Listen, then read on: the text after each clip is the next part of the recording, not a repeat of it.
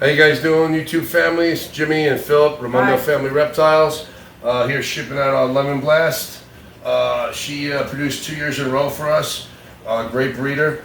So anyway, just going to show you how we package up the snakes and send them off. Now, just bear in mind that all the snakes, I think all of them usually ship through FedEx. It goes to a third-party shipper like Reptiles Express, and we're not getting paid from Reptiles Express to say their name, but that's who we use, reptilesexpress.com. Another third-party shipper, but then they ship through FedEx. So the first thing you want to do is verify that your snake is not eaten.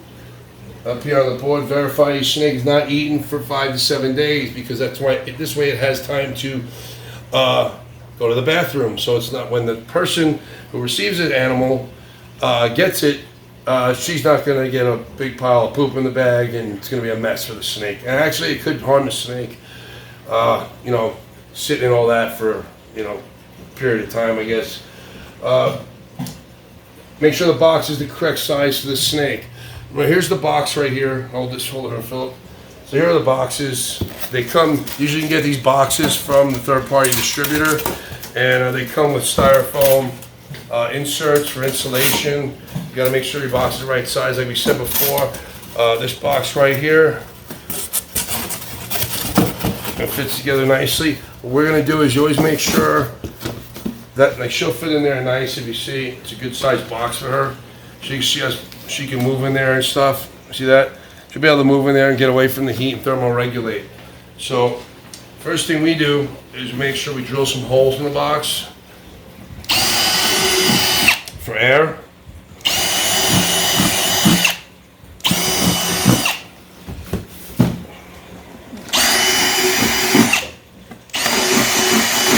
You don't want to get crazy with the holes, just a couple is good, because you want to keep the heat in, especially in the winter. It's plenty. Okay.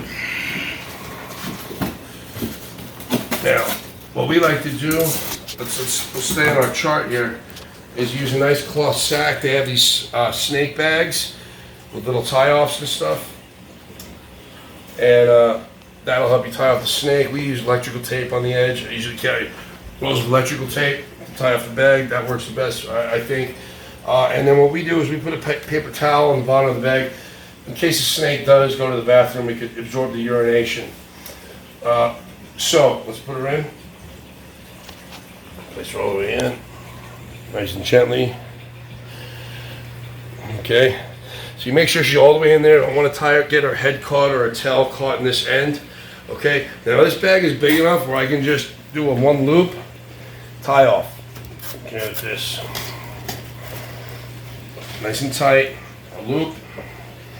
I like doing this old school style.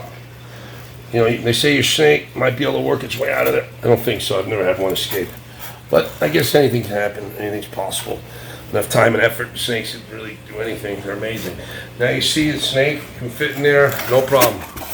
Got plenty of room to thermoregulate in there. Next thing you want to do is use a heat pack, right? Cold pack in the summer, heat pack in the winter. 40-hour heat pack. They sell these you can get these on Amazon. Okay, remember, very important, there's a bottom and a top. This is the top of the heat pack with the red line. The bottom is placed toward the box. So I've heard there's theories on this. You can put the heat pack on the side of the box or the top. Okay, and you don't want to put the tape all over it. Now, I keep putting it on the top. I think that's the way to go for right now. I think if you put it on the side, the snake can thermoregulate a little more. But I think it might be a little colder this week, so we're gonna put it on the top. We're gonna tape it off real quick. So this is the red tape we use. Now this is stucco mold tape for exterior homes. I found that usually works the best to stick the pouch to the styrofoam. And the way you do it.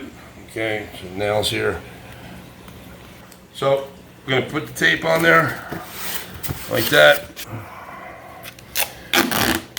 Another piece, power it one more time.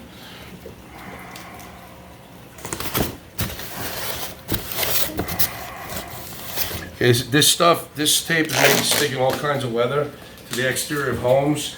Out here in Nevada, we have stucco-based homes. for the exterior shell of the home. And you really need something that sticks because it's like rock, it's like rough rock, sand stuff that gets on there, and regular tape just doesn't stay at all when you're taping up your projects for the outside. Okay, so that's taped off pretty good. Notice I got all the edges of the heat. Now the heat tape is still come off, the heat pouch can still come off and give the snake heat. Now, turn towards the bottom of the snake like so. Okay. And then, the next thing you want to do is add packing material. So heat pack, cold pack, and packing material. So newspaper, any type of pack. So this is so the snake, when it starts shipping, they hit bumps and stuff, especially during turbulence, doesn't get tossed all over the place. You know, the snake can still move. There's probably enough in there. And the snake can still move and things like that, so that's good.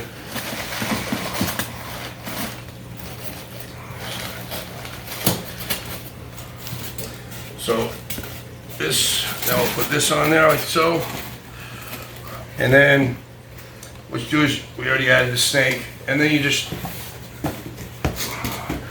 box it up, you tape it up, you know?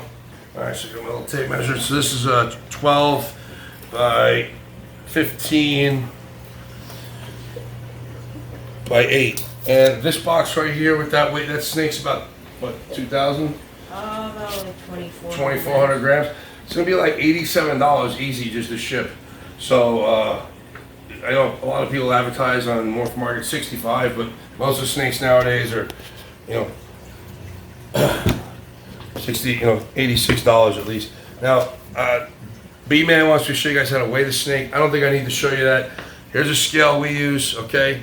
You just put the package on there, on the scale, and you weigh it, and then you make your label online.